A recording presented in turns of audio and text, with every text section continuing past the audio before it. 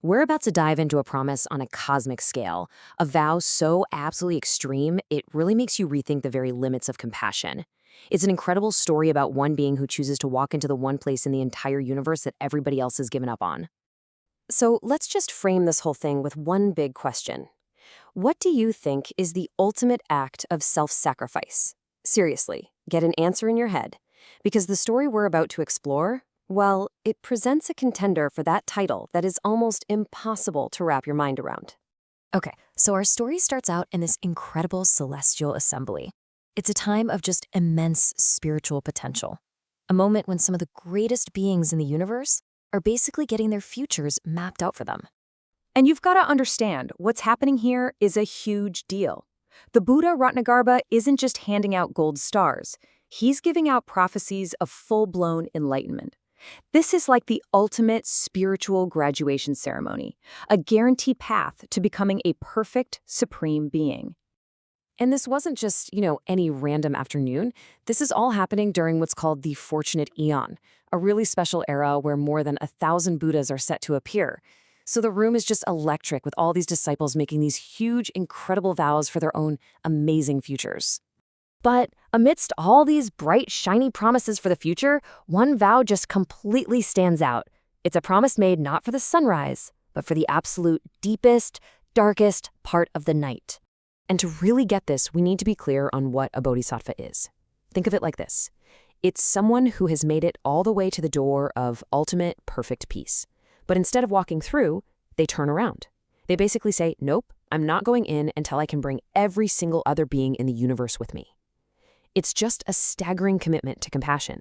So one of these bodhisattvas, who will later be known as the Medicine King, he steps up.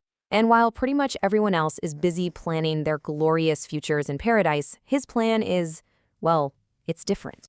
His vow is essentially to be the last one out to turn off the lights. After all 1,004 Buddhas of this amazing era have come and gone, and their teachings have all but vanished from the world, he vows that he will stay behind. He is literally volunteering for the toughest job in the universe. He's promising to stick around and help people during the absolute worst of times. We're talking ages of war, famine, and sickness. He's choosing to be the final safety net for a world that's totally lost its way. I mean, what a noble vow. But as incredible as that vow is, there's a problem. A problem so deep that even that level of compassion might not be enough. We're about to meet the world that literally nobody wants. So while all this is going on, another great bodhisattva named Samudrarenu is just watching. And he starts to notice a pattern. Everyone, and you can't really blame them, is vowing to become a Buddha in a perfect, pristine, beautiful world. A paradise.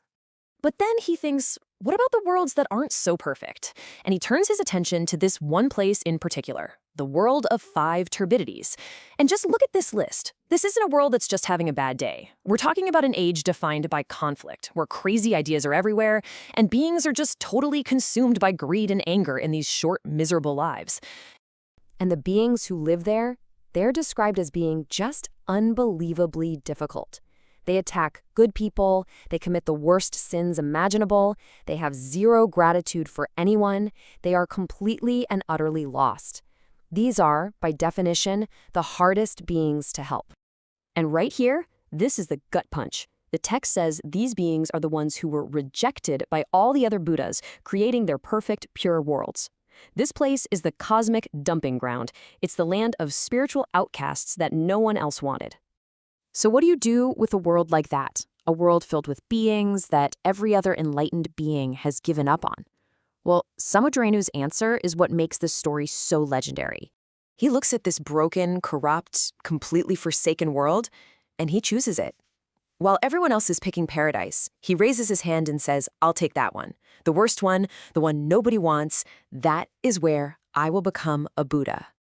And he doesn't just choose it, he vows to perfect himself inside of it. Look, it's one thing to practice these virtues in a peaceful, quiet monastery. It is a completely different thing to master them here. Can you imagine trying to perfect patience in a world that's designed to make you angry? This isn't just a list, it's a promise to build his enlightenment in the most hostile place imaginable. And his idea of generosity is, well, it's absolute. Just look at this quote. He pledges to give away not just his stuff, but literally any part of his own body, his head, his eyes, his lifeblood, if it would just help one of these rejected beings. The scale of this is just staggering. He even vows that for the sake of one single person, just to help them plant one tiny seed of goodness, he would willingly suffer for 10 eons in the worst possible hell. It's a promise of complete, total, unconditional self-sacrifice. So you might be wondering, why? What is the point of a promise that's so extreme, so impossible? Well, this entire story is meant to completely reframe how we think about what compassion really is. And here you can see the two paths laid out so clearly. On the one hand, you have the very noble goal of creating a pure world to help good people. But then there's this other, really radical path to willingly go to the absolute worst world, precisely because that's where the most difficult, the most rejected, and the most suffering beings are. What this story is really doing is forcing us to think maybe true ultimate compassion isn't about protecting our own peace and quiet. Maybe it's about having the incredible courage to walk straight into the fire, to embrace the chaos, and to help the very people that everyone else has decided are a lost cause.